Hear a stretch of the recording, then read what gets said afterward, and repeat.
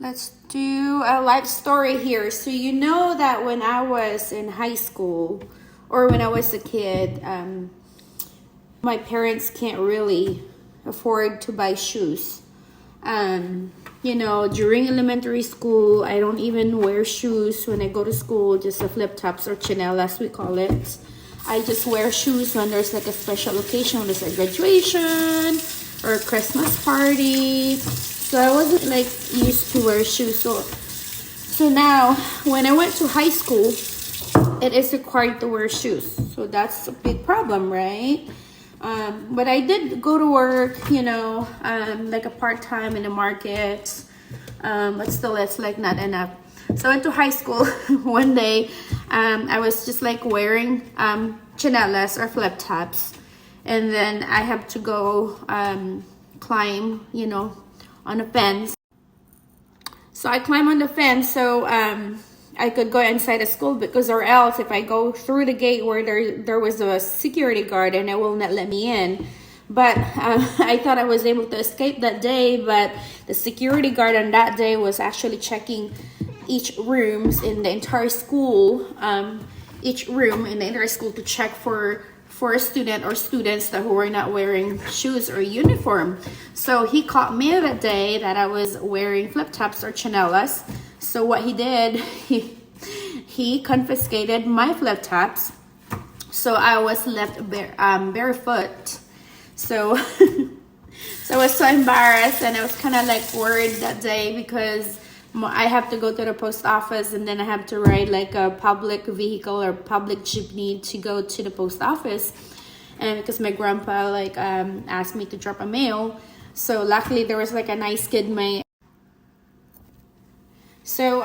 there was a nice classmate of mine. His name was Jomar Paloma. He was like a really tall kid already in our first year high school. Like we were like about 12 to 14-year-old that time, and he was like about 5'9", 5'8". So he let me borrow his slippers, his chanelas. His size was like about 12, and I was this tiny kid, so my feet were actually just like a third of the length of his chanelas or his flip tops.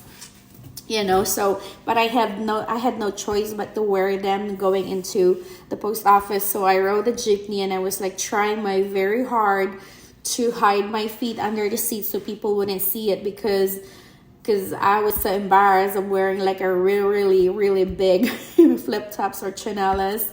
I cried, and so I cried. But that day I promised to myself that one day if I would work, have a good career, I promised myself that I'm going to buy every shoes, every footwear that I like. So that's what happened today.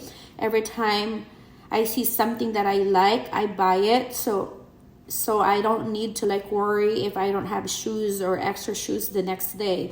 So I guess of what happened to us in our earlier life, it really like motivated us, or it molded us of who we are today.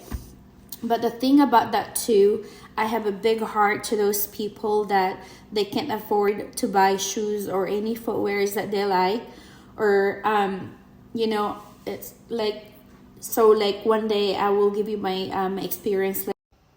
So on our way to back here in the US, because I just visited Philippines last summer.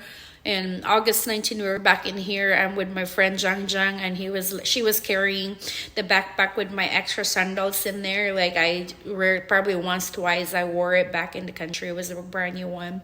So as we landed in the Manila airport, I saw this lady, a mommy, carrying her baby, and she was like walking funny.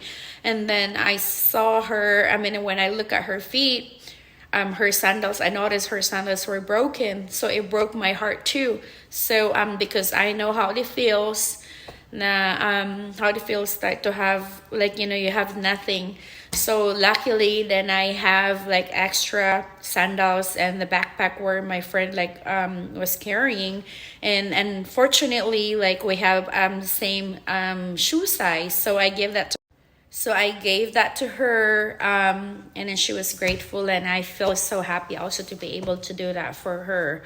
Yeah, just share your blessings, and good karma will come your way all the time. Thank you for that experiences that I had in life.